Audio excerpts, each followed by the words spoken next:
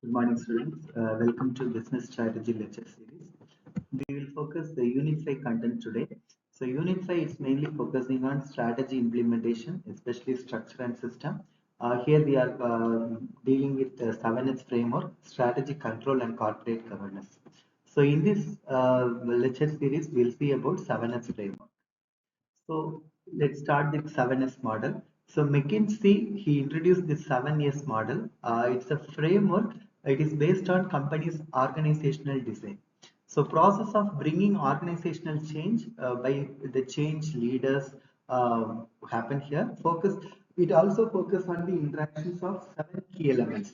All start with the letter S. That's why it is 7S model.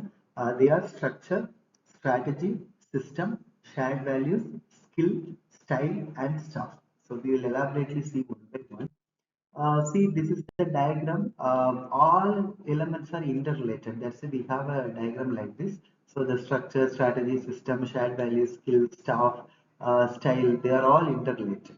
Okay, that is, they are all dependent elements. That's why we are saying it's interrelated. So these 7 element actually classified into 2 subcategory. One is hard element, another one is soft element. So hard element in the sense they are easily identifiable and influenced by leadership and management, especially strategy, structure, system. These are all come under hard elements. Whereas soft elements or elements, they are intangible and culture driven. So shared values, style, staff, skills, they are all come under this soft element. So what is this strategy here? So it's one of the hard element, a detailed plan that organizations create for successful change implementation and to gain a competitive edge. A well-crafted strategy is aligned with the other 6 elements of 7S model and is reinforced by a strong vision, mission, and values. So we already discussed about vision, mission, and value in Unit 2. So it is especially how exactly we are doing this change implementation. So that is commanded strategy here. Then structure again, it is one of the hard element. It is clear chain of command to avoid chaos and confusion. Structure is a simple element and it creates a sense of employee accountability within the organization. So system, another one hard element, it's the business processes and operational procedures employed to complete a business routine activities. An organization's SOPs directly impact productivity and decision making. Now we'll focus on soft elements. As I said, shared values come under one of the soft element. They are the core values governing an organization's health. While implementing a change, organizations expect a behavioral modification from their employees, which is only possible in a strong change culture and organizational values. See one example, suppose the office time is changing from 9 o'clock to 8:30 means the management or other people will expect that the employee should return in before 8:30, right? So these kind of, so whatever change we are applying, it should be adopted by employees and it should function properly. So that is shared values. Then style refers to the management style prevalent in a company that decide the level of employee productivity and satisfaction. Maybe the shift timings, working hours, break hours, dress code, all this come under this type.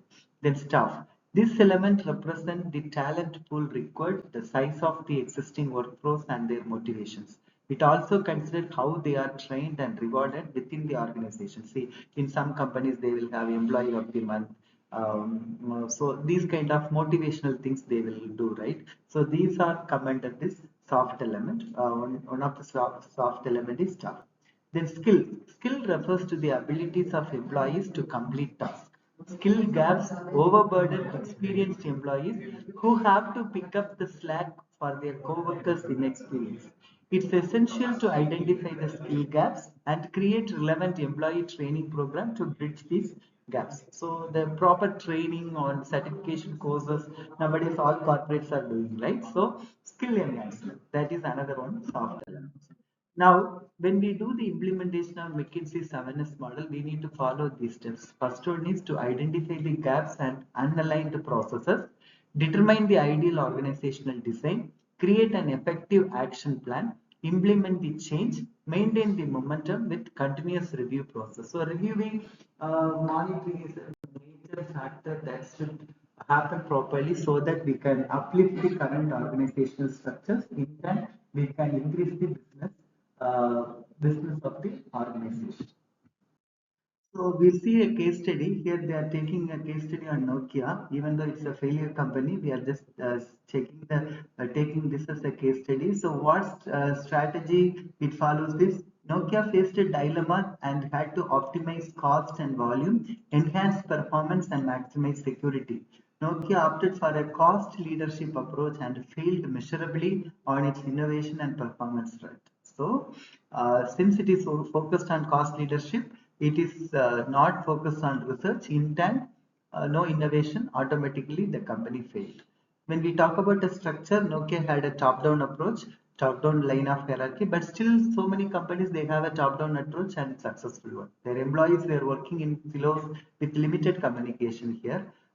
To compete with the likes of Apple, Nokia should have opted for an agile technology or a decentralized structure along with a collaborative approach, because the trend is nowadays collaboration, right? So collaboration, decentralization, so that is the main focus we need to focus on, because even for in any real-time examples now, they are all having tie-up marketing, unique marketing strategy, etc., etc. They are following. So for the success or the sustaining their position in the market.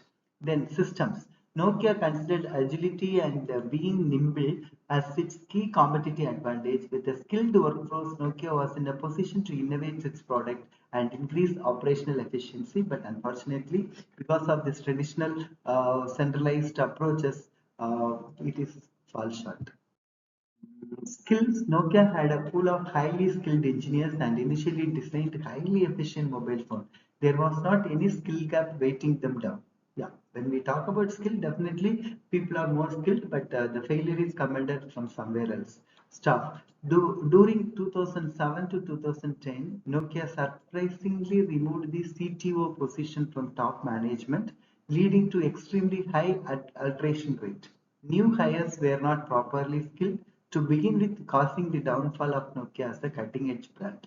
Style. Due to the low technical competence of leaders, employees' morale was low. Instead of bringing in people with the right background to further company innovation and growth, Nokia needed transformational change leadership to help with technological advancement and cutting-edge design.